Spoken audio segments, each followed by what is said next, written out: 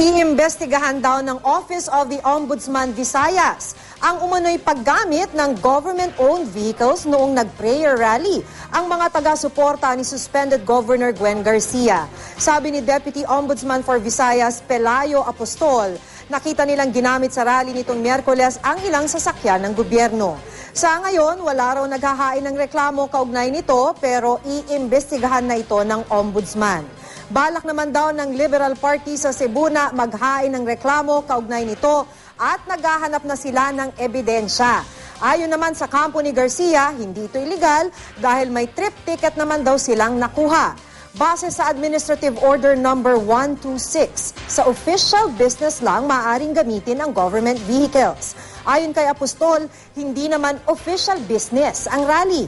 Ibig sabihin daw nito, maling gamitin ang mga sasakyan sa rally kahit may trip ticket pa.